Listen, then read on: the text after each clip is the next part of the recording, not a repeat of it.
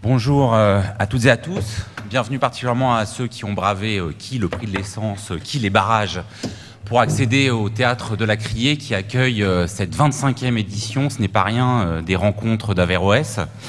Il a fallu 25 ans donc, pour qu'on puisse enfin parler de sexe aux rencontres d'Averroès. Hier, la discussion était centrée sur la manière dont les textes profanes et sacrés, théologiques ou juridiques, ont pu constituer des socles pour définir les relations entre les sexes en Méditerranée.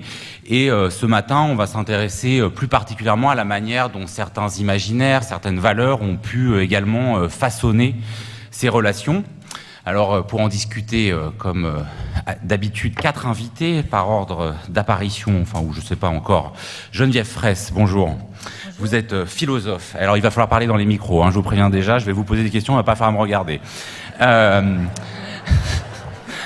Vous êtes philosophe, historienne de la pensée féministe, colporteuse, on reviendra sur ce mot du féminisme. Vous avez été aussi déléguée interministérielle aux droits des femmes et députée européenne. Je cite quelques-uns de vos ouvrages, pas tous parce que ça nous prendrait 15 minutes montre en main. La sexuation du monde, alors c'est un bon concept mais difficile à prononcer. Vous aviez fait auparavant un livre en 2014 sur les excès du genre qui, je crois, va être republié, et un livre en 2007, on peut citer Du consentement, puisque vous allez en parler, qui a été republié l'an dernier. À vos côtés, Ouria Abdelwahed, bonjour. Bonjour.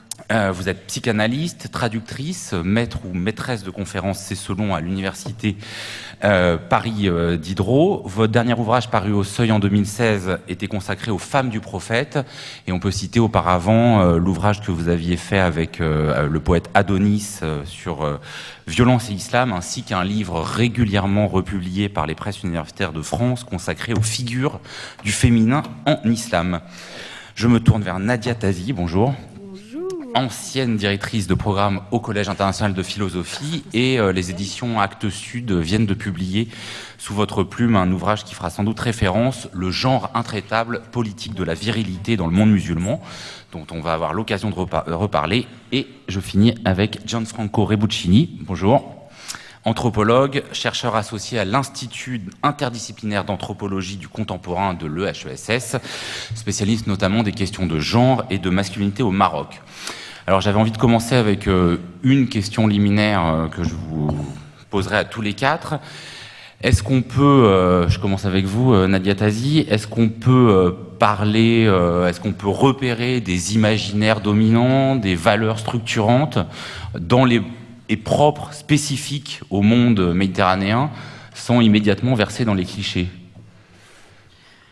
Je crois qu'il faut précisément, sur des questions de genre en particulier, se méfier des clichés.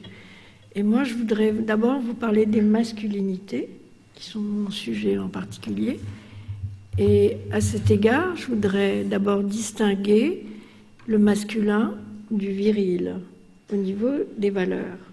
Alors, le masculin, c'est la note majoritaire, c'est le mainstream, comme on dit, c'est-à-dire c'est ce qui renvoie à une espèce un croisement qu'on rencontre dans la philosophie classique et qui persiste aujourd'hui entre la pensée grecque, et en particulier Aristote, d'un côté, et le Coran. Et ça se traduit par l'idée de juste milieu, de mesure, de modération, de décence.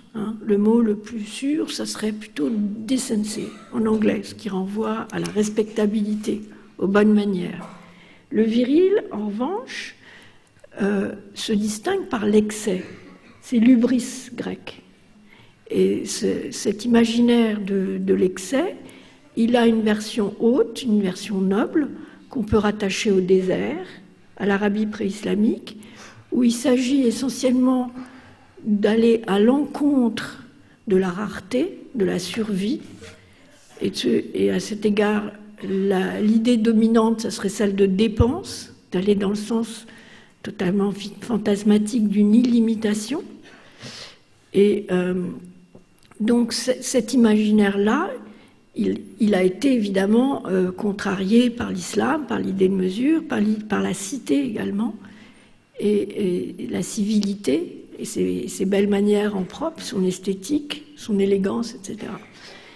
Et en revanche, vous avez aussi une virilité basse, une virilité commune, hein, au double sens du mot. Et l'exemple que je pourrais vous fournir tout de suite, c'est celui de Saddam, par exemple, Saddam Hussein. Et cette virilité basse, qui renvoie à une espèce d'archaïcité, hein, une idée d'excès dans la férocité, la cruauté, mais aussi tout simplement dans le narcissisme outrancier, si vous voulez, c'est quelque chose qui aujourd'hui va être à la fois combattu et repris par les islamistes, qui vont reprendre cette notion de virilité à l'encontre du masculin, contrairement à ce qu'ils disent. Bon, alors, ce qu'il faut dire vite sur les rapports entre les sexes, la première chose qu'il faut savoir, qui est fondamentale, c'est qu'il n'y a pas de péché originel en islam. Et là, il y a tout le temps une confusion qui est faite. L'islam ne connaît pas de péché de chair. Il y a quelque chose comme une opposition entre ce que dirait d'un côté saint Paul, qui dit le célibat est l'annonce du paradis, et ce que dit Razali, hein, qui est le penseur mort au XIIe siècle, pour simplifier, qui dit la jouissance sexuelle est l'annonce et la préfiguration du paradis. Donc là, il y a quelque chose de très différent. En revanche, ce qui a été longtemps commun et qui ne l'est plus, c'est le rapport aux femmes. Alors, les femmes, elles sont sous contrôle. Hein.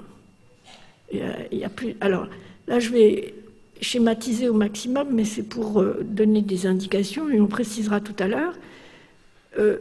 La femme est toujours soumise, imaginairement, hein, fantasmatiquement, au harem. Le harem, c'est, version noble, la sacralisation, n'est-ce pas?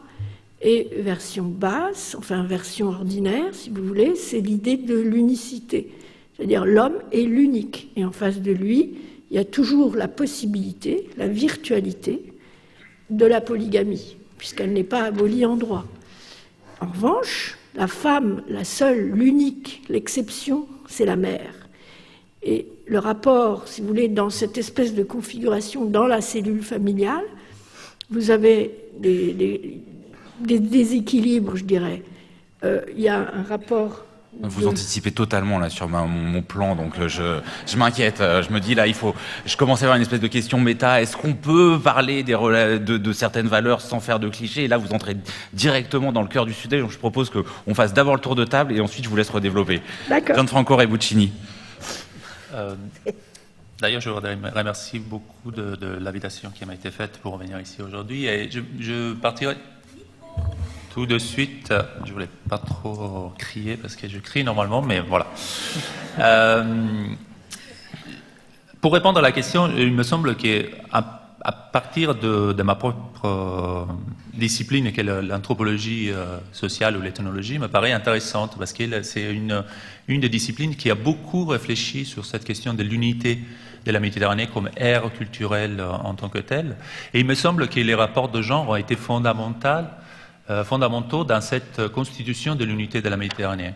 Dans le petit écrit que vous avez sur le programme, on fait par exemple mention des questions de l'honneur comme valeur universelle, comme soi-disant valeur universelle de la Méditerranée, mais il y a aussi la valeur de la pudeur des femmes, qui a été longtemps en anthropologie méditerranéiste, qui est plutôt une tradition anglo-saxonne, hein, pour le dire clairement. C'est beaucoup moins une tradition française qu'une tradition anglo-saxonne, même si en France aussi on a eu des réflexions sur cette question de l'unité méditerranéenne, une unité anthropologique. Et ce qui est intéressant, c'est que les questions de genre, les questions de rapport entre les sexes, a été toujours une question centrale dans la recherche de cette unité culturelle de la Méditerranée.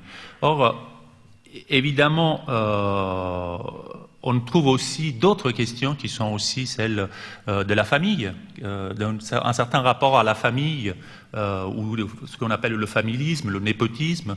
Toutes ces valeurs seraient donc universelles à l'ère de la Méditerranée. Et aussi, on retrouve autre topos intéressant qu'on retrouve dans cette réflexion sur l'unité de la Méditerranée, c'est le rapport à la sexualité, notamment à l'homoérotisme et à l'homosexualité masculine. On dit souvent que dans le bassin méditerranéen, il y a aussi des études qui veulent montrer qu'il y aurait une certaine unité dans la tolérance et dans le fait que ces pratiques homosexuelles entre hommes notamment soient très répandues en Méditerranée et en même temps très tolérées dans tout le bassin méditerranéen. Or, évidemment, cette unité de la Méditerranée comme aire culturelle a été un peu battue en brèche dans les années 70 et 80 parce qu'on s'est rendu compte au fait que c'était plus une question de qui regardait quoi par rapport à cette unité. On s'est rendu compte que c'était plutôt les Anglais et les Américains qui voulaient trouver cette unité plutôt qu'une réelle unité méditerranéenne. On s'est rendu compte que les différences entre les différentes cultures qui sont présentes dans l'ère culturelle méditerranéenne ont un rapport à la fois au rapport de genre, mais aussi au rapport de sexualité qui sont assez différents et qui est difficile de retrouver donc cette unité. Mais ce qui est intéressant, c'est que donc on a souvent envie d'avoir cette unité culturelle de la Méditerranée et à la fois le bassin méditerranéen est aussi un lieu de confrontation et a été toujours dans l'histoire un lieu de confrontation entre cultures. Donc à la fois on a cette envie de trouver un nous méditerranéen et aussi l'autre dans la Méditerranée. Dans l'histoire, les exemples où tout le monde a peut-être en tête le fait d'avoir la construction de l'autre à partir des deux rives de la Méditerranée. Dans l'histoire, à partir de l'époque médiévale et moderne, on a évidemment cette confrontation entre la chrétienté et l'islam qui est très prégnante de cet espace géographique. Une relation qui est à la fois d'opposition, mais aussi d'échange et de circulation très importante. Il faut se rappeler, il faut dire tout de suite que la Méditerranée a été un extraordinaire lieu d'échange et de confrontation, à la fois entre cultures, mais entre sociétés, mais aussi un lieu de commerce très intense, où les échanges donc, et la proximité aussi, la connaissance entre les deux rives de la Méditerranée était extrêmement importante. Or, ce qui me paraît intéressant, c'est de démontrer pas forcément une rupture, mais une espèce de crise de ces rapports d'échange qui sont plutôt symétriques entre les deux rives de la Méditerranée à l'époque coloniale. L'époque coloniale représente quelque chose de vraiment intense dans les rapports entre le nord et le sud de la Méditerranée, parce que la colonisation a été un rapport de domination très intense, très fort, et où les rapports ont un peu changé par rapport à ça. Ce qui est intéressant de montrer que même dans le rapport colonial, les rapports de genre et de sexualité demeurent centrales dans la définition de ce qui est le commun et de ce qui est le différent, donc l'altérité dans ces rapports-là. Et je m'arrêterai là pour le moment. Question qu'on va prolonger. Je continue avec vous, Ouria Abdelwahed, sur cette même question à partir de ce que vient de dire aussi Gianfranco Rebuccini, effectivement des deux faces de la Méditerranée. Où est-ce qu'il faut appuyer? Il ne faut pas appuyer, il suffit de parler devant. Non, il ne faut pas appuyer. Alors, d'abord, je dis bonjour à tout le monde et je suis vraiment émue d'être là et de vous voir aussi nombreuses et nombreux. Je rejoins tout à fait Nadia Tazi, il n'y a pas de péché originel en islam, donc ça c'est la première chose. Et je vais dire, d'abord je vais intervenir de façon comme ça théorique, même très très rapidement, et après de façon vraiment tout à fait clinique, puisque je suis psychanalyste. Alors quand on parle de la Méditerranée, il faut vraiment faire la distinction, je pense, entre la Méditerranée occidentale qui vit la laïcité, et la Méditerranée orientale, donc des pays arabo-musulmans, arabes, on ne sait plus, qui sont toujours gérés par le juridique qui puise dans le corpus religieux. Et quand on dit corpus religieux, c'est-à-dire le Coran, le Hadith, et puis les textes d'hagiographie. Donc c'est vrai que on ne peut pas parler d'une unité de la Méditerranée quand on voit la différence entre les pays laïcs et les pays qui sont toujours sous le joug de de la loi religieuse. Ça, c'est la première chose. Mais en même temps, donc, puisqu'il s'agit de parler très brièvement, en même temps, il faudrait dire aussi qu'il y a des pensées qui ont transcender ces frontières.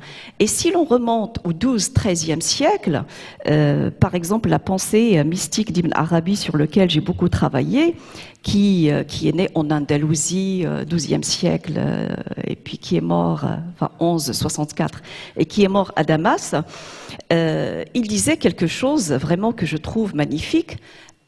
L'humanité n'est pas la virilité. Al-insaniya laysat az-zukuriya. Comme il a dit aussi, pour rendre hommage au féminin, je le dis en arabe, c'est-à-dire stérile est tout lieu, ou vain est tout lieu, qui n'accepte pas le féminin. Mais quand il est stérile, c'est-à-dire on ne peut pas compter sur lui. Comme il dira, la femme est le plus beau des miroirs qui réfléchit la splendeur divine. Donc nous avons comme ça des thèmes qui rendent hommage au féminin. Et là, vraiment, très brièvement, on peut vraiment même entendre des fois les influences de la pensée platonicienne et surtout de Diotime, dans le banquet de Platon, qui, elle, parle de l'amour du corps d'abord, avant de parler comme ça, dans une ascension verticale vers l'amour de l'âme et puis de la beauté absolue. Donc on trouve ces thèmes-là dans la mystique d'Ibn Arabi et d'autres mystiques, et c'est là où nous voyons vraiment l'écart extrêmement important, voire le fossé, entre le texte théologique et le texte mystique. Et je m'arrête là. Mais pourquoi je dis le texte théologique et le texte mystique? C'est parce que aujourd'hui nous sommes toujours gérés, non pas par le texte mystique, mais par le texte théologique. Et chez mes patientes, c'est ce que j'entends régulièrement, c'est-à-dire la question de l'héritage, la question de la domination masculine, la question de la soumission et l'assujettissement des femmes. De plus en plus, les crimes d'honneur qui reviennent comme ça avec la montée de l'islamisation. Et donc, c'est vrai que, je dirais, il y a une Méditerranée qui souffre encore de la non-laïcité. Merci beaucoup. Geneviève Fraisse, quand je vous disais un peu comment on allait amorcer cette discussion en cherchant si on pouvait repérer des valeurs dominantes qui structureraient les relations entre les sexes en Méditerranée, vous m'aviez dit que vous ne pouviez pas répondre à cette question. Donc voilà, je vous ai dit que je vous la poserai quand même. Je savais que vous alliez me la poser quand même. Non, mais c'est quand j'ai vu... Il nous demande à l'avance ce qu'on va faire, et quand je vois les deux termes valeur et imaginaire, je me dis que j'ai jamais travaillé ni avec l'un ni avec l'autre de ces mots-là, et qu'en revanche, peut-être par effectivement exigence philosophique, ce que j'ai recherché, et ça va s'appliquer à l'espace méditerranéen, lieu de l'échange, ça vient d'être dit, je crois que c'est vraiment le mot, de ce qui relèverait des notions conceptuelles. C'est-à-dire j'ai été à la recherche, non pas des valeurs et des imaginaires, et de comment les définir par rapport à des choses qui seraient des questions d'identité, soit d'identité géographique, soit d'identité culturelle, soit d'identité religieuse, mais qu'au fond je cherchais à trouver des notions conceptuelles qui allaient traverser toutes ces choses-là. La Méditerranée, et je remercie vraiment je suis très heureuse d'être là, la Méditerranée est précisément ce qui permet cela. Donc j'ai 3 propositions rapides. La première, enfin 3 propositions justement par rapport à ce que je peux appeler des notions conceptuelles, et qui chaque fois vont montrer des niveaux différents peut-être pour appréhender ce lieu de l'échange et de la confrontation qui est donc celui de la Méditerranée. Premièrement, c'est une notion sur laquelle j'ai beaucoup travaillé, qui donc a été remise en lumière l'année dernière, et c'est tombé tout à fait par hasard en même temps que l'affaire MeToo, c'est le concept ou la notion de consentement. La notion de consentement est une notion qui, dans sa symétrie, c'est-à-dire consentement mutuel, est quelque chose de l'ordre de la modernité. C'est-à-dire qui se remet en place autour du XVIIe siècle et qui va continuer, j'ai pas le temps de le démontrer bien sûr, de manière à ce que ça soit un terme qui à la fois correspond à la question du contrat social, à la fois à la représentation de l'individu. D'ailleurs aujourd'hui, il me semble qu'il y a une journée qui pose la question du consentement à l'impôt, par exemple. Ça c'est l'unilatéral, mais les consentements mutuels aussi. Donc cette notion de consentement est quelque chose avec quoi je peux me promener dans l'espace méditerranéen. Je me souviens très récemment d'être allé à la rencontre des droits de l'homme à Essaouira au Maroc récemment, là-dessus. C'est-à-dire, je peux, avec cette notion, essayer de travailler avec tout le monde. C'est un petit peu ça l'objectif d'un concept. La deuxième chose, mais là, on est dans la modernité. C'est-à-dire c'est quelque chose qui est arrivé depuis 3 siècles. Ça peut concerner aussi bien l'ère démocratique que la décolonisation ou la colonisation. Il y a aussi la question du consentement des dominés, que ce soit des femmes ou des pays colonisés. Toutes ces questions sont strictement passionnantes et me permettent de circuler, si vous voulez. Je cherche la circulation, je vais en venir à la colporteuse. La deuxième notion que je propose de discuter, là, cette fois-ci, elle traverse les siècles. Ce n'est plus une affaire de modernité, de démocratie, de contrat social, de sujet consentant. C'est ce mot de sexisme. Le mot de sexisme, tellement employé aujourd'hui, il faut savoir que ce n'est pas un mot contemporain, bien que ça soit un néologisme récent, on est d'accord, du XXe siècle, mais c'est en ce sens qu'il traverse les siècles. Il n'est pas seulement lié à la discrimination, et beaucoup de textes peuvent le ramener à la discrimination, des textes internationaux notamment, ou des textes législatifs. Or, la discrimination n'est qu'une conséquence du sexisme. Pourquoi? Parce que le sexisme, c'est de la disqualification. Vous n'avez pas la même qualité que moi. Vous n'êtes pas de la même qualité que moi. De là peut découler de la discrimination et on retombe dans le juridique et le judiciaire de notre époque contemporaine. Mais le sexisme traverse les siècles, j'y tiens, et je pense qu'on peut travailler aussi avec ça dans ce lieu de l'échange. Et ma troisième proposition, c'est ce que j'appelle la colporteuse, c'est-à-dire je suis avec mon baluchon, avec mes notions conceptuelles ou mes concepts, et je peux me balader un peu n'importe où.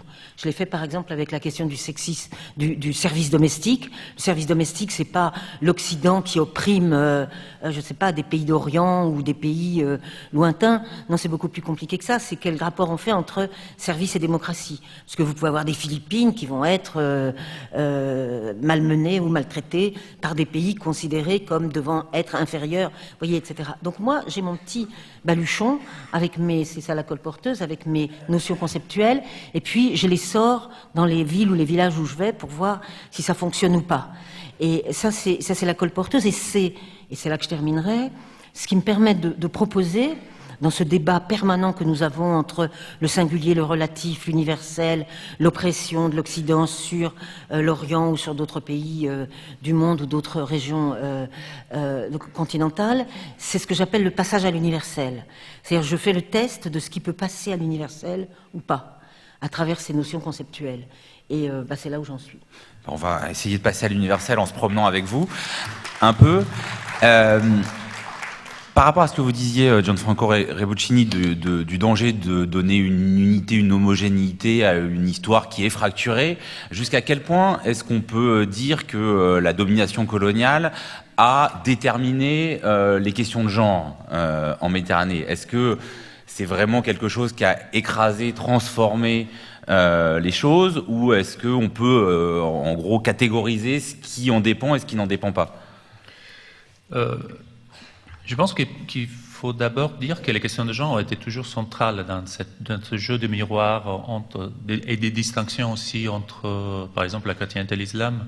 Le rapport aux femmes, par exemple, a été toujours, et le rapport à la masculinité, a été toujours une question centrale dans ce jeu de distinction entre chrétiens et musulmans, par exemple. Comment on traite, par exemple, la question tout simple, tout bête de la séparation entre les sexes, de la ségrégation des sexes, a été quelque chose qui a toujours été regardé d'un côté de l'autre comme central dans on se renvoyait la balle, par exemple, dans la formation d'une construction d'une masculinité qui était plus ou moins valorisée.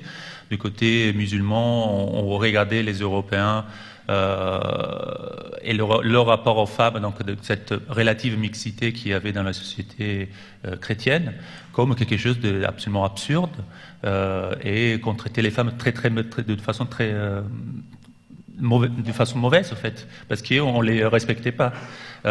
Donc, il y avait cette vision de la part des pays musulmans du rapport aux femmes des chrétiens, qui était une vision tout à fait négative, parce qu'on considérait que les chrétiennes traitaient très mal leurs femmes, justement parce qu'on ne leur portait pas assez de respect, par exemple, quand le contact entre les hommes et les femmes était dommageable pour les femmes, et inversement, les chrétiens considéraient cette séparation des sexes qui existait dans le monde musulman comme quelque chose de très mauvais pour les femmes aussi. Donc on se renvoyait la balle et inversement, on considérait le fait, l'idée aussi d'avoir une masculinité, une virilité diminuée était aussi un thème central tout au long de l'histoire. Les musulmans regardaient les Européens comme faibles, justement pour ce rapport aux femmes, à la fois faibles et à la fois traitant mal leurs femmes, et inversement, les chrétiens regardaient les musulmans comme très faibles de leur côté, parce qu'il y avait cette idée de cette séparation des sexes qui amenait, par exemple, à une plus grande possibilité de sexualité entre hommes, qui était vue par les Européens comme quelque chose d'abominable. Il faut rappeler que dans la chrétienté, comme on disait, en islam, il n'y a pas de péché originel, donc il n'y a pas ce rapport à la sexualité qui est tout de suite pris dans des considérations de morale. Et le rapport aussi à la sexualité est aussi différent en islam. Il y a donc ce rapport à la sexualité à la fois à l'intérieur du mariage mais aussi à l'extérieur du mariage qui est tout à fait différent par rapport à la chrétienté. Nadia Tazi, juste, je vous donne la parole parce que dans votre ouvrage sur les politiques de la virilité dans le monde musulman, vous dites aussi que beaucoup se dédouanent d'un examen critique dans ce monde-là en faisant référence aux ravages de la colonisation, qu'ils soient post-coloniaux ou néocoloniaux. Oui, ça c'est surtout les islamistes qui jouent de cette idée. Mais moi je voudrais rebondir sur ce que dit mon voisin. Ce qui est hallucinant, c'est que pendant des siècles, enfin traditionnellement, depuis le Moyen-Âge, pendant des siècles, l'islam a été considéré comme lubrique, concupiscent, sodomite, enfin... Ce qu'on reprochait justement aux musulmans, c'était un excès de libido. Alors que maintenant, c'est l'inverse. C'est-à-dire que maintenant, ce qu'on reproche à l'islam, c'est d'être pudibond, bigot, misogyne, homophobe, etc. Et ça, ce que ça met en question, c'est le rapport des deux rives, mais aussi le rapport à la modernité. Le rapport à la modernité, dans la mesure où, en islam, enfin dans ces pays musulmans, il a été souvent imposé d'en haut, de manière autoritaire, il n'a donc pas été choisi, il a été bricolé, et le lieu où ça choque, où ça s'entrechoque, c'est vraiment la question des rapports entre les sexes. Et aussi sur la question toute récente, qui revient maintenant de plus en plus, qui est la question du gay, de l'homosexualité et du statut de l'homosexualité. Aurélie Abdeloued, une fois qu'on a pris donc ces précautions sur la manière dont peut être instrumentalisé dans un contexte postcolonial les relations entre les sexes de l'autre côté, sur l'autre rive de la Méditerranée, qu'est-ce qu'on peut dire de ces relations? Est-ce que les relations entre les sexes, entre hommes et femmes particulièrement, sont particulièrement dures, particulièrement violentes dans les mondes arabo-musulmans, même si on sait que c'est une définition même qui est compliquée? Enfin, avant de répondre comme ça de façon directe, parce que en fait, je me suis rendu compte que j'étais la seule à ne pas être préparée par les questions.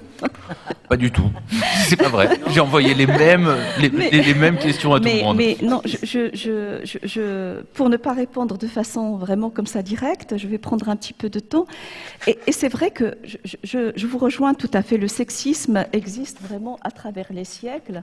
Et des fois, vraiment comme ça, je réfléchissais et je me disais, est-ce qu'il s'agit vraiment de ce que Françoise Héritier a très très bien présenté dans ses travaux, la question de la maternité, la femme qui produit l'identique et le différent en même temps, ou est-ce que c'est vraiment beaucoup plus complexe que ça, à savoir aussi qu'il s'agit de l'inquiétante étrangeté du sexe féminin, vraiment du sexe féminin, à savoir que la femme est bien entendu du côté de l'obscur, et en même temps, elle est donneuse de vie. Et donc, c'est vraiment quelque chose qui peut puisqu'on parle de imaginaire qui peut mobiliser tout un imaginaire. Enfin, en clinique, il y a le fantasme du vagin denté, donc des hommes qui hallucinent, qui fantasment autour du vagin. Donc, est-ce qu'il s'agirait pas aussi de cette question-là, ou est-ce que, comme le disent aussi certains, est-ce que la femme, parce qu'elle jouit plus,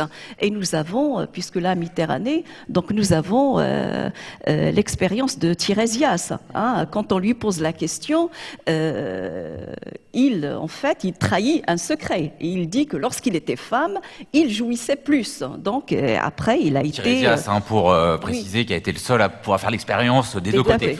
Oui, des deux côtés, et il a été frappé de cécité parce qu'il a dévoilé un secret. Donc cette question-là, en fait, est-ce que la femme ne jouirait pas plus? Donc il y a tout un imaginaire, toute une production fantasmatique comme ça autour de la femme. Donc effectivement, la femme a mobilisé les fantasmes, les attaques, j'allais dire depuis les millénaires. Mais c'est toujours une question très complexe. Le traitement n'a pas toujours été le même, selon qu'on est du côté du théologique, selon qu'on est du côté du poète et du mystique ou du philosophe. Donc c'est vrai qu'on ne peut pas dire que tout le monde a apporté la même réponse à cette question du féminin et de la féminité. Et là, je reviens à la question du colonialisme, que moi, je n'ai pas encore commencé à travailler, mais me reste à l'esprit, dans mon souvenir, un texte, enfin un très très beau livre, celui de Driss Shraibi, Le passé simple, vraiment, dont je vous recommande la lecture. Le passé simple, donc il a été écrit pendant la période coloniale. Et il a vu le jour, il a été publié en France en 55, donc c'était avant l'indépendance du Maroc. Et quand Driss Shraibi parle de cette période-là, donc c'est un roman, on va dire même qui peut servir de documentaire sociologique, il parle de son père en termes de seigneur. Mon seigneur. Le père était le seigneur et la mère était celle qui entretenait la marmite en attendant vraiment que le seigneur l'autorise à servir le repas. Et donc il décrit vraiment dans des détails infinis et assez poignants, assez même révoltants pour nous femmes qui lisons ça, comment est-ce qu'elle éteignait le feu, comment est-ce qu'elle le rallumait en attendant vraiment la parole du Seigneur. Depuis, les choses ont changé, c'est vrai. Depuis, les choses ont changé et géographiquement, historiquement, la Renaissance ou Nahda, enfin c'est pas vraiment la Renaissance, mais le début de Nahda a commencé plus en Orient que dans les pays du Maghreb, donc l'Irak, l'Égypte et le Liban. Par exemple, le premier salon littéraire fondé par une femme, c'était par Meiziyada en Égypte, et donc c'était vraiment tout au début du siècle, 20e siècle, était l'ami de Taha Hussein, de l'Aqad et vraiment d'un certain nombre d'hommes de lettres, alors qu'au Maroc, vraiment, il a fallu attendre l'indépendance. Et je tiens quand même à dire, à préciser certaines choses. Au Maroc, il y a quand même une différence entre ce qu'on va appeler l'ancien territoire espagnol et le territoire français, hein, parce que vraiment, le Maroc était un protectorat, pas une colonisation, un protectorat qui était quand même divisé entre protectorat espagnol et protectorat français. On va dire la partie qui a évolué plus vite, c'est-à-dire qui a vraiment épousé, on va dire, la modernité, c'est la partie française, ou le protectorat français et non espagnol. Et donc les écoles ont commencé vraiment à œuvrer pour la modernité. Les femmes ont enlevé leur voile. Ma grand-mère a enlevé le haïk, enfin l'espèce de tchador blanc, parce que c'est des sunnites et non des chiites. Ma mère a toujours porté ce qu'on appelle les vêtements occidentaux, donc là j'arrive à la partie sociologique, et il y a quelque chose comme ça qui a été prometteur d'une modernité jusqu'à la révolution iranienne, et c'est là où c'est extrêmement important. à rappeler, c'est-à-dire que lorsqu'il y a eu en 79 la révolution iranienne, il y a eu une concurrence entre le wahhabisme en Arabie Saoudite et les Iraniens, et on a commencé au Maroc, moi je ne parle que de l'expérience marocaine parce que c'est vraiment ce que je connais le mieux, on a commencé à recevoir des cassettes et des livres qui venaient par l'Égypte, et là nous étions sous le joug et des Iraniens et des Égyptiens. Et là, donc, ça a fabriqué ce qu'on a appelé maintenant le retour en arrière, la régression, etc., du monde arabe dans cette partie du monde. Je me tourne vers la colporteuse. Vous avez posé votre baluchon dans pas mal de lieux et vous êtes à la fois chercheuse. Je voudrais juste pour parler, enfin, parce que c'est intéressant, c'est comme ça que je conçois le débat avec de ce que disait Nadia Tazi sur l'excès de libido. C'est vrai que lorsque nous lisons les 1001 nuits, il y a un excès de libido, chez les deux, hein, femmes comme hommes. Lorsque nous lisons Nafzaoui, qui est vraiment, parce qu'il y a toute une littérature érotique, et ce qui est très intéressant, c'est que autant on va dire la philosophie dans le monde arabe, sunnite, s'est arrêtée à un moment, autant on va dire la mystique s'est arrêtée à un moment, autant la littérature érotique vraiment a traversé les siècles jusqu'au 19e siècle. Et donc, dans les livres de Nafzaoui, on voit cet excès vraiment de libido, ou ce que j'ai appelé dans Figure du féminin, rendre une dignité à la chose sexuelle. On en parlait. Alors que dans les livres de théologie, l'excès est du côté du masculin. Et du côté même pas du masculin, du viril, de l'homme. Hein, il est du côté de l'homme. La femme, vraiment, on se demande ce qu'on lui a réservé. D'où l'imaginaire autour des 70 femmes ou 77 femmes au paradis, les houris du paradis, etc. Ça, c'est vraiment pour les hommes. Dans l'excès, on va dire dans le corpus arabo-musulman, l'excès de libido du côté masculin ou de côté viril, c'est dans les livres de théologie. Pour les livres de littérature, c'est vraiment pour les deux sexes. Geneviève Fraisse. Oui, je voudrais revenir au début de ce deuxième tour de table. Quand on met cette question des sexes ou du genre, vous l'appelez comme vous voulez, au centre de quelque chose. Ça me paraît vraiment très intéressant et très important, dire que, au fond, pour deux raisons. D'une part, pour dire que les sexes font l'histoire. Donc, c'est pas seulement la question des imaginaires d'identité et d'identité culturelle qu'on opposerait, parce que j'ai un peu envie de résister à cette tendance, et plutôt pour voir ce que ça veut dire si on met cette question-là de manière centrale. C'est extrêmement polémique, en fait, de le faire, puisque ça veut dire que grâce à cette table ronde et à ce mélange qu'on fait j'ai l'impression que je représente toute seule à cette table la rive nord de la Méditerranée. Mais c'est bon, je vous aide. Oui, merci. Mais c'est pas très important, c'est pas très grave. Ce qui est intéressant, c'est si on se met ensemble, on est obligé de poser certaines questions, justement précisément, et d'insister, de donner de la couleur à ce que serait la place de cet échange sexuel dans l'histoire et dans l'écriture de l'histoire. Et c'est ce qui était déjà dit, évoqué dans les interventions précédentes et qui, moi, m'intéresse beaucoup. Parce que, pour plusieurs raisons. D'abord parce qu'on restitue le fait qu'il faut aussi écrire l'histoire avec la question des sexes, que aussi les sexes font l'histoire. Ça, c'est une chose pour laquelle on peut se battre. Ma génération, en tout cas, il y a dépensé beaucoup d'énergie et continue à le faire. Les femmes sont des actrices de l'histoire, mais les sexes écrivent l'histoire. La question des sexes fait partie de l'écriture de l'histoire. C'est facile de le dire, comme je le dis aujourd'hui. C'est plus difficile de le mettre en pratique dans nos recherches ou dans nos réflexions.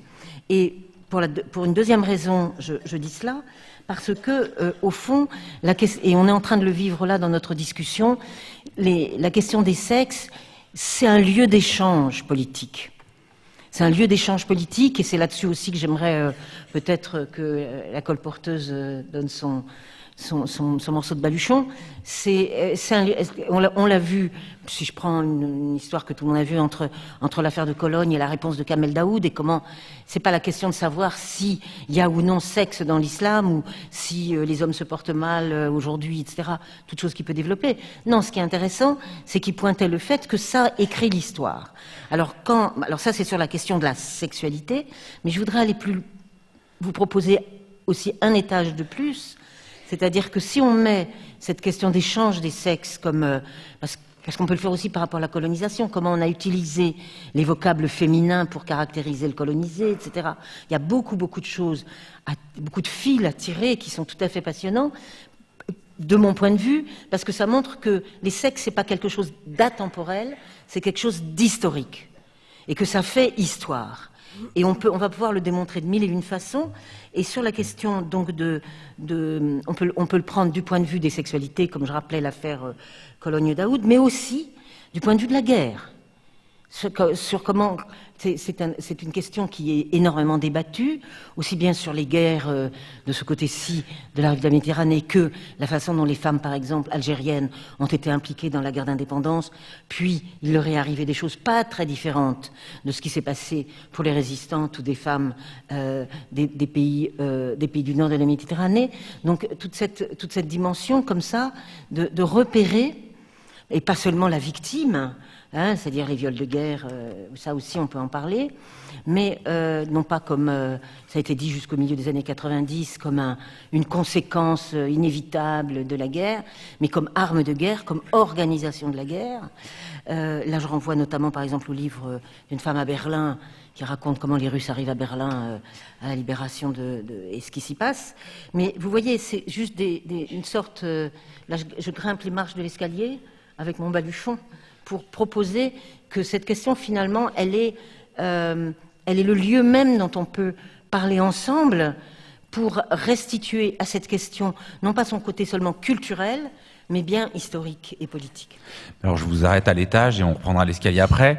Pour me tourner vers Nadia Tazi, parce que dans votre ouvrage sur les politiques de la virilité dans le monde musulman, puisqu'on est sur les questions de guerre, de politique, vous ouvrez déjà ce livre sur la figure de Saddam Hussein et vous dites il faut entendre cette virilité comme un instituant politique. Qu'est-ce que ça signifie? C'est pas simplement un trait psychologique. Non, c'est-à-dire que c'est un concept que j'oppose, c'est pas moi d'ailleurs, je sais plus, à constituant. L'instituant, c'est les mœurs, c'est la langue, c'est ce qui est vécu au quotidien. Le constituant, c'est ce qui est inscrit dans la loi. Et il y a toujours un écart entre les deux, soit dans un sens, soit dans l'autre. Et pour revenir à ce qui est dit sur la question de la guerre bon, alors, en ce qui concerne, je ne vais pas parler ici du djihad parce que c'est extrêmement compliqué, mais en fait, c'est vrai qu'il y a eu des femmes d'influence, des femmes guerrières, et si vous regardez l'histoire du XVIIe, par exemple, chez les Ottomans, vous voyez que les reines-mères, en particulier, les grandes favorites, avaient pratiquement autant de droits, sinon plus parfois, que les femmes occidentales.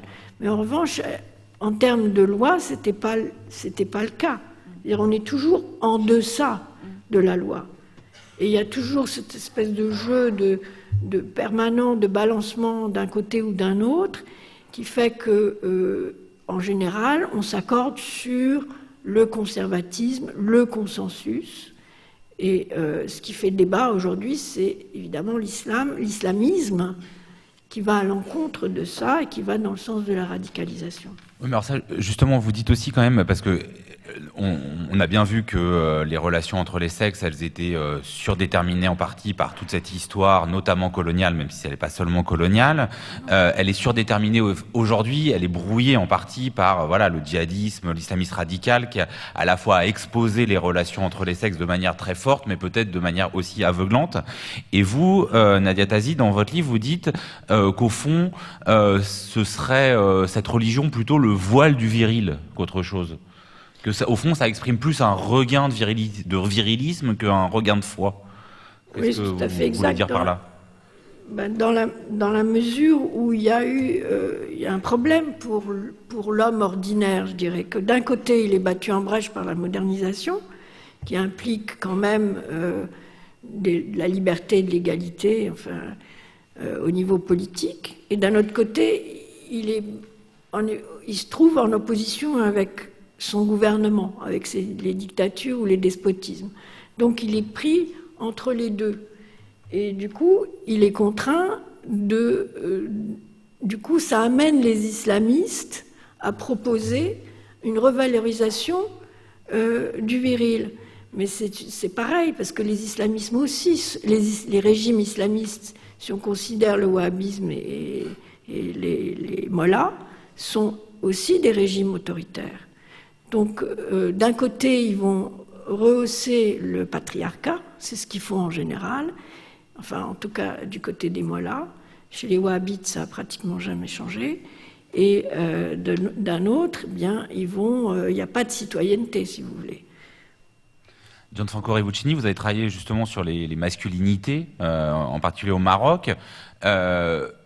Comment et depuis quand la féminisation des hommes est un repoussoir, on a la fois religieux, social, politique?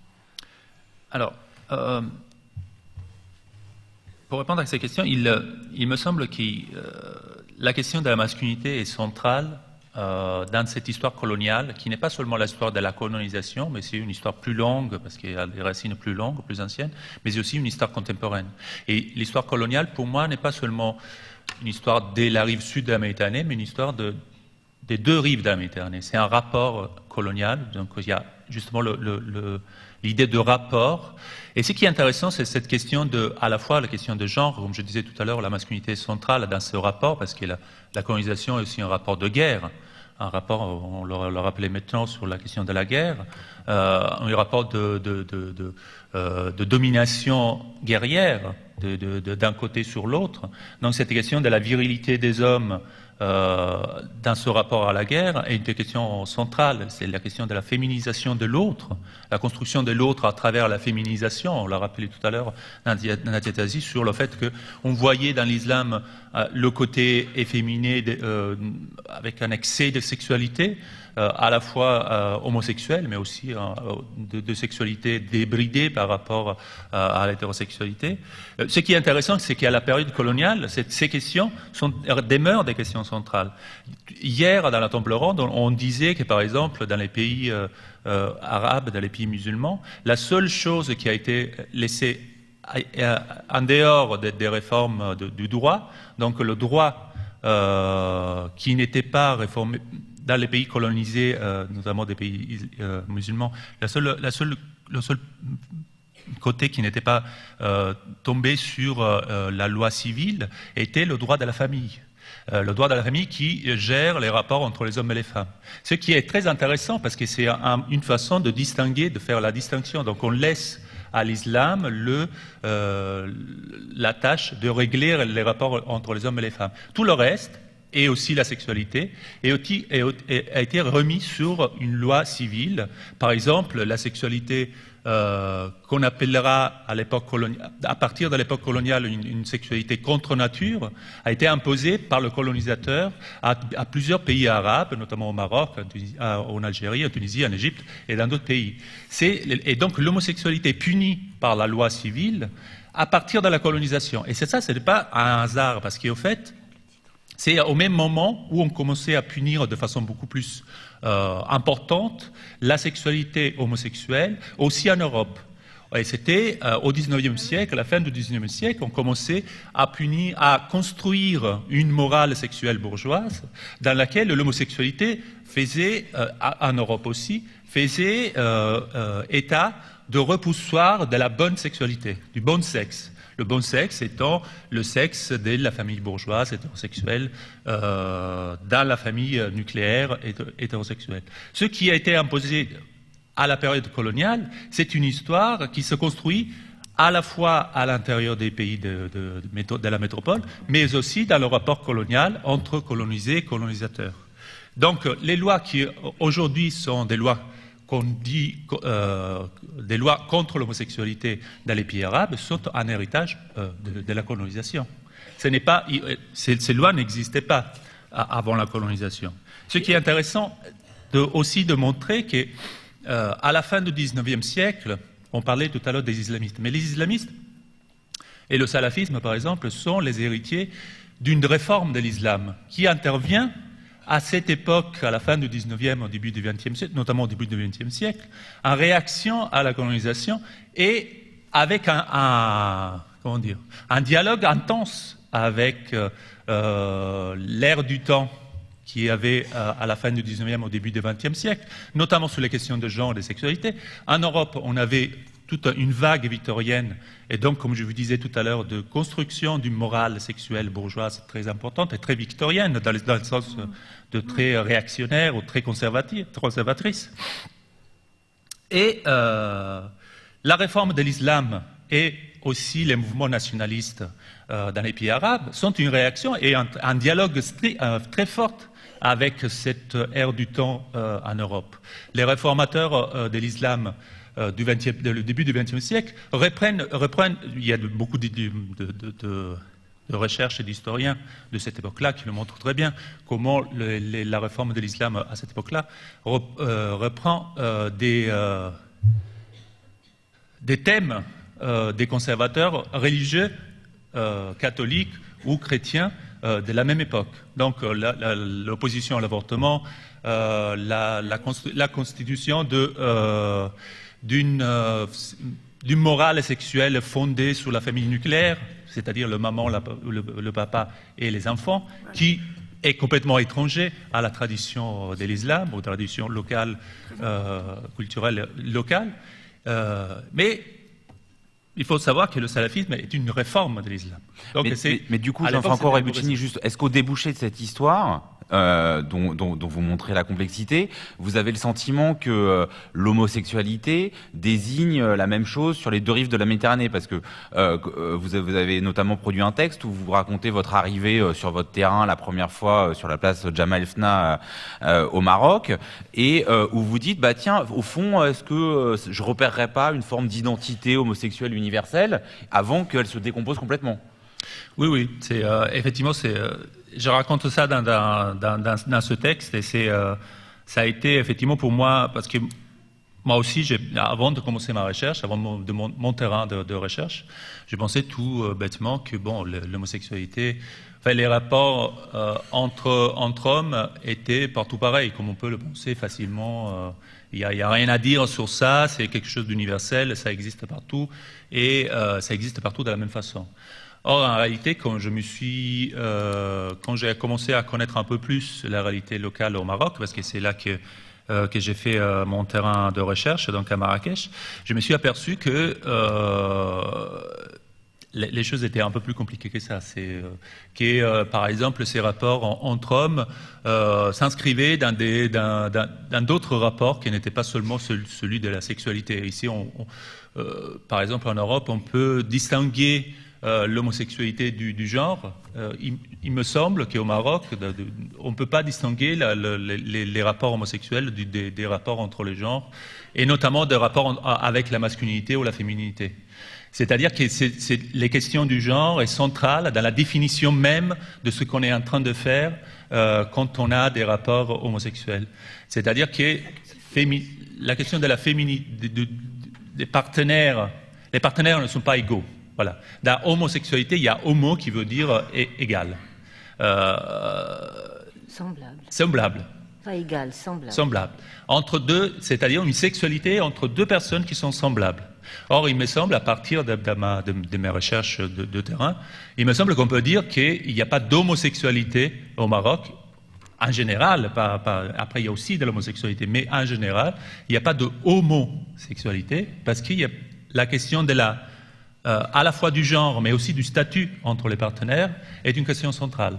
Donc, la plupart du temps, la sexualité entre deux hommes, effectivement, ce sont deux hommes, mais ce sont deux hommes qui ont des statuts qui doivent être différents, qui doivent en général être différents. Donc la sexualité est un vecteur, une expression d'un rapport de statuts différents, que ce soit statut par rapport à l'âge, par rapport au genre, parce qu'il y a un partenaire plus ou moins féminin ou plus ou moins masculin que l'autre, par rapport au statut social, il y a un rapport qui est surdéterminé par la différence de statut social, et par rapport aussi au statut d'être ou pas marié.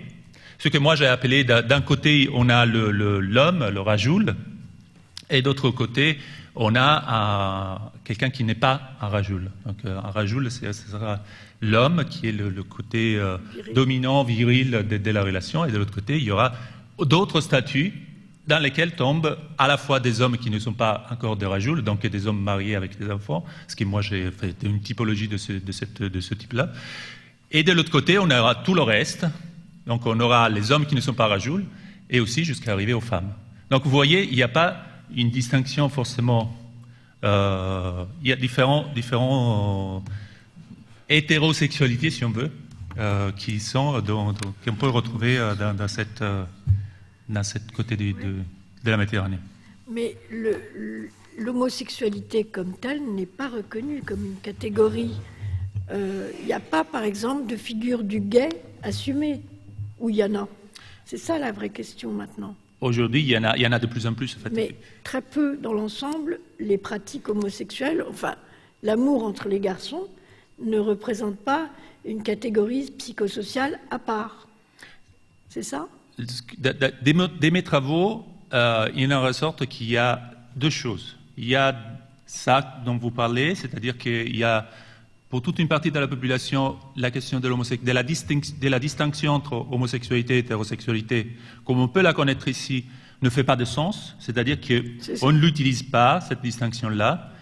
Mais il y a dans les élites occidentalisées ou dans des élites de la bourgeoisie plus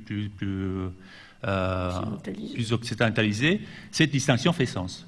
Mais là, je fais évidemment une généralisation très franche qui n'existait pas dans la réalité, parce qu'il y a des passages de tous les côtés, des croisements qui existent, il y a une complexité de la situation locale qui est très importante.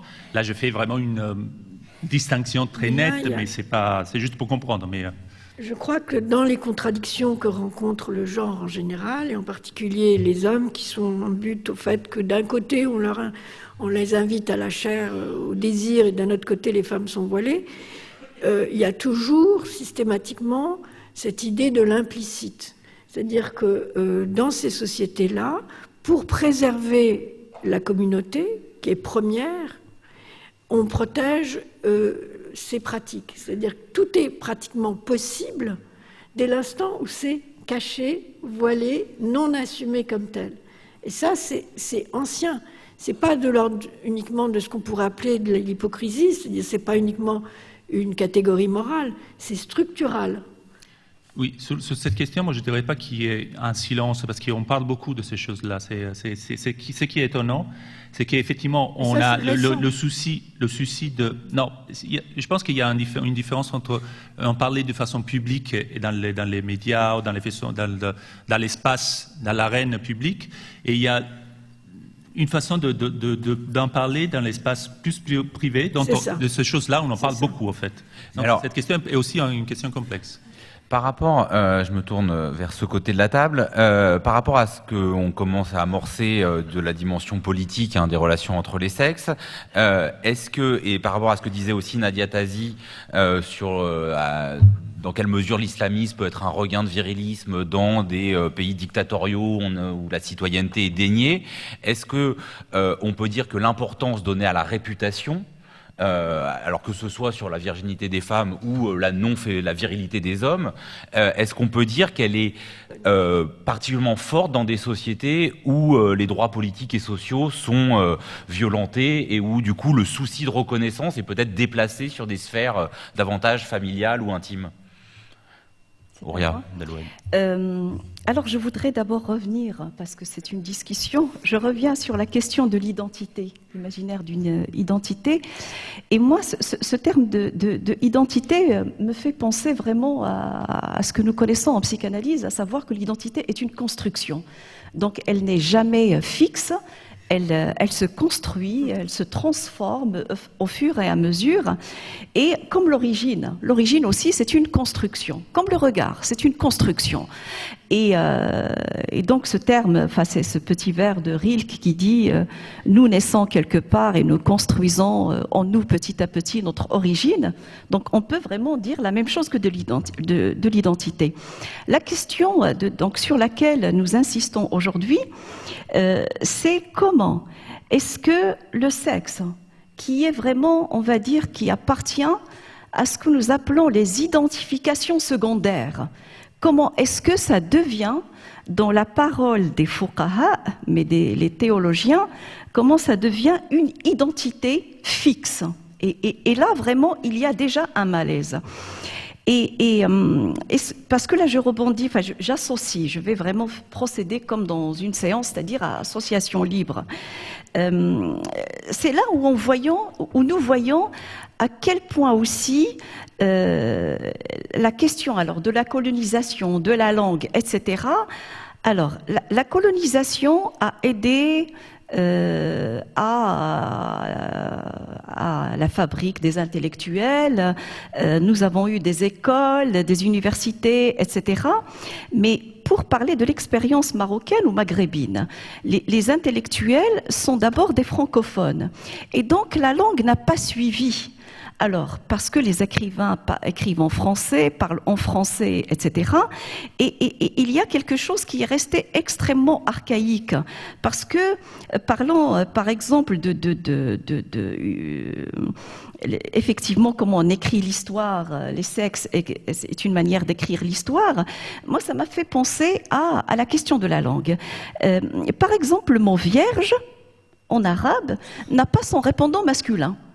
La fille naît vierge et un jour, elle perd sa virginité, comme on dit, hein, c'est une perte, alors que l'homme, il n'est pas vierge, jamais.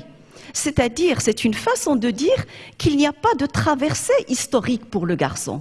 Il naît homme, il ne le devient pas. Donc là, quand même, c'est quelque chose qui est extrêmement important.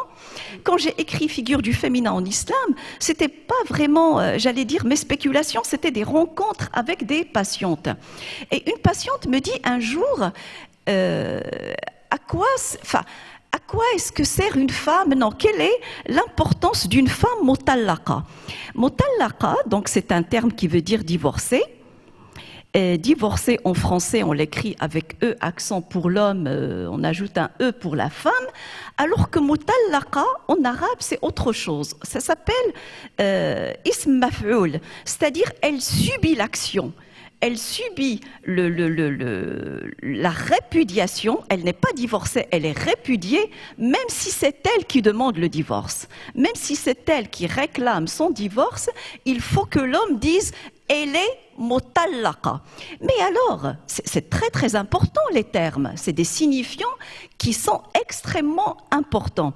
Que signifie mutallaqa? Alors, lorsque nous voyons dans l'Lisan al-Arab, notre encyclopédie étymologique, donc de la langue arabe, c'est comme le littré, donc le trésor de la langue française, donc l'équivalent en arabe, mutallaqa, c'est la chamelle qui n'a plus de corde et qui va vraiment brouter à sa guise. Donc, c'est vraiment, vous voyez le pulsionnel oral. Donc, c'est une femme qui n'a pas de surmoi, qui dévore tout sur son passage. Et je me dis maintenant, enfin j'étais au Maroc pour les nuits des philosophes et j'ai vraiment dit à mes compatriotes et mes amis et collègues juristes, il faudrait vraiment œuvrer à moderniser la langue parce que nous trouvons en fait des intellectuels, etc., mais avec un langage extrêmement archaïque qui n'a pas évolué. Et la question de la langue, moi je la trouve poignante. Alors j'arrive avec Tim, c'est vrai qu'on voit très bien, Geneviève, vraiment j'aime beaucoup ce que vous faites, mais on voit bien vraiment la pensée de quelqu'un qui a toujours été dans des pays laïques, méditerranéens, mais laïques, et vraiment ce qu'on est en train d'endurer. Avec effectivement la montée de l'islamisation et ce que vous dites, le fait de vivre aussi dans des pays de dictature des pays de dictature aussi bien militaire que religieuse. Et on se demande des fois lequel est le mieux. Hein. C'est une catastrophe pour nous.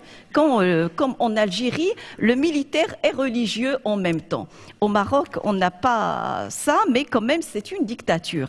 Et donc, le pouvoir, je dirais, a toujours été viril. Le pouvoir est du côté du phallique.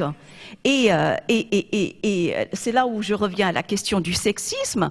Si vous lisez même Freud, même Lacan, c'est extrêmement phallique. Oui, Freud a parlé vraiment, lui qui a bouleversé la pensée psychanalytique, il s'est arrêté, on va dire, aux portes du féminin. Et à un moment donné, il a dit, si vous voulez savoir plus sur la femme, demandez aux poètes. Il avait raison, il faut demander aux poètes, pas aux psychanalystes. Mais... Et je termine parce que c'est vrai que je me dis comme ça, que avant, mais vraiment avant, c'est pas une nostalgie vraiment vers un passé paradisiaque, loin de là, mais c'est vraiment on va dire une approche que je commence à faire vraiment de l'histoire. Par exemple, pour l'homosexualité, nous lisons dans des textes comme ça sur la société de Bagdad. Donc le règne des Abbassides, c'était les Abbassides. Celui qui a révolutionné la poésie arabe, Abu Nawas, il chantait l'amour du vin et des éphèbes. On se croit vraiment en pleine Grèce ancienne. Et on lit dans les textes « Ja'a fulanun bi roulamihi », c'est-à-dire tel est venu avec son échanson ou avec son roulam ou son éphèbe.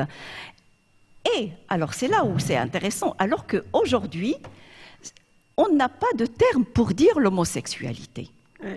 On dit « loté ». Loté, ça nous vient de la Bible, c'est le peuple de Lot. Ou bien on dit « misli ». Alors, misli, c'est une traduction atroce, parce que mitli, ça veut dire mon semblable. Mais alors, comment dire l'homosexualité féminine? Il n'y a même pas de mot pour dire l'homosexualité féminine. Donc, si vous voulez, pour aller aussi très très vite, il faudrait, je demande ça aux Arabes, il faudrait vraiment qu'ils modernisent leur langue. Par contre, pour notre collègue, et je termine par ça, quand on dit, alors c'est vraiment une pensée, moi je trouve très, excusez-moi, très dangereuse, quand on dit que l'islamisation, c'est une réforme de l'islam, mais absolument pas. Vraiment, absolument pas. Ils ont puisé dans des textes qui existent déjà, à savoir le texte coranique qui dit « battez-les », c'est au sujet des femmes, c'est vraiment un texte divin, battez-les, ou bien dans le texte de Bukhari et Muslim, donc qui sont quand même, qui ont constitué le terreau de la soumission féminine. Donc, si vous voulez, effectivement, avec la chute de l'Empire ottoman, du Khilafa ou du Califat, etc., il y a ce qu'on appelle les frères musulmans et ces écoles-là qui sont nées. D'ailleurs, aucun n'a été un intellectuel parmi ceux qui ont fondé les frères musulmans. C'était électricien, plombier, etc. Il faut le connaître. C'est-à-dire que Hassan el-Banna, c'était vraiment, je pense, un électricien, etc. Mais alors, je termine, il faut vraiment pas perdre de vue ce fait-là, à savoir, il ne s'agit pas d'une réforme, parce que quand on dit réforme, on est dans un sens positif. Non, c'est renouer avec le premier islam, celui de la fondation. Oui, mais réforme dans la religion, la réforme protestante est aussi une réforme dans la chrétienté. C'est pour ça que je dis réforme. Réforme, c'est pas forcément positif. Il suffit de regarder les réformes de droite ou les réformes de Macron, c'est pas forcément des réformes progressistes. Vous voyez, c'est pas, oui. Quand je dis réforme, c'est pas ça. Oui, oui, mais il ne faut absolument pas confondre chrétienté et islam, ni historiquement, ni anthropologiquement, ni religieusement, ni l'impact sur la psyché du citoyen ou de la cité. Je crois que tout le monde veut répondre à Horia Abdelwahed. Nadia Tazi. Non, mais moi je voudrais juste dire que je suis tout à fait d'accord sur la question de la langue et rappeler qu'au départ, le mot charia en français, signifie chemin vers un point d'eau ouvert. En d'autres termes, c'est quelque chose qui se discute, c'est quelque chose qui avance, c'est quelque chose qui n'est pas fixe, qui n'est pas essentialisé. Sur la question maintenant de la virginité, Il se trouve que quand vous lisez ce texte qui est actuellement très suivi par les islamistes, mais qui est un texte de Razali, XIIe siècle, vous voyez que la virginité n'est absolument pas un tabou, que la question de la virginité est beaucoup plus souple, beaucoup plus ouverte, et que la femme ne doit pas forcément arriver vierge au mariage, mais qu'évidemment c'est préférable pour les raisons qu'il donne, à savoir que la femme préfère, le premier amour est toujours pour la femme le plus beau. Voilà. On va bientôt ouvrir la discussion à la salle. Geneviève, vous êtes venue avec un livre de Choderlos de Laclos, de l'éducation des femmes. Pourquoi? Non, mais je voudrais juste dire que je crois que je suis... je fais partie de l'auditoire, même bien que je sois à la tribune, puisqu'il est question... J'avais pas du tout compris qu'on allait parler de l'identité de l'islam, qu'on allait parler uniquement de l'islam et des pays arabes. J'ai cru que c'était quelque chose qui comportait, dans ce fameux passage à l'universel, quelque chose où on serait confronté des possibilités de... C'est pour ça que vous êtes à la tribune, pour justement nous aider à faire ça. Non, parce que il n'y a pas de place pour ça, puisqu'on ne parle que d'identité, de genre et de sexualité. Or, précisément, j'ai proposé dès le début que ça ne soit pas seulement la question de la sexualité et de l'imaginaire, des positions viriles, féminines, etc., qui soient en jeu. Moi, je m'instruis beaucoup, mais j'ai rien à faire dans cette discussion parce que je suis, ignorante, que j'ai fait des choix conceptuels qui ont essayé de prendre les choses autrement que par les questions d'imaginaire et d'identité. Donc, modestement, je pense qu'effectivement, je vous propose du mal à me donner la parole, parce que précisément, vous voulez bien que je parle d'un truc qui n'a rien à voir avec le sujet. Pourquoi vous avez pris dans votre baluchon de l'éducation des femmes, Non, mais la question d'abord qu'il faut entendre, c'est qu'on peut parler que l'enjeu que moi j'avais vu dans cette table ronde, c'est pas du tout celui-là. Et que c'est ça qui m'intéressait, je dois le dire. C'est-à-dire comment il y avait ce lieu de l'échange conceptuel et pas seulement imaginaire, et pas seulement autour des identités sexuelles qui pouvaient, je vais vous donner un exemple très simple, qui pouvaient être l'objet de la discussion. Vous entendez un peu mon côté un peu passionnel quand je dis ça. Mais je m'instruis beaucoup, mais j'ai rien à dire. Sauf une chose qui pourrait correspondre à ce pourquoi je croyais qu'on allait discuter, c'est par exemple la notion d'héritage, qui est passionnante pour ce qui est du tour de la Méditerranée. Pourquoi ? Parce que la question de l'héritage et de l'égalité dans l'héritage a été un très gros enjeu au lendemain de la Révolution française, et parce que c'est aujourd'hui un très gros enjeu, notamment en Tunisie, mais pas seulement. Et que là se joue quelque chose de l'égalité qui est très curieux, parce que c'est relié aux histoires de propriété et aux histoires familiales, de hiérarchie dans la famille. Donc c'est un objet intellectuel tout à fait passionnant. Et par exemple, le passage à l'universel, je le vois moi, dans ce type de discussion qu'on peut avoir, mais ça n'a pas nécessairement à voir avec des histoires de sexualité. Donc la discussion sur la sexualité, c'est très bien, mais j'ai rien à dire.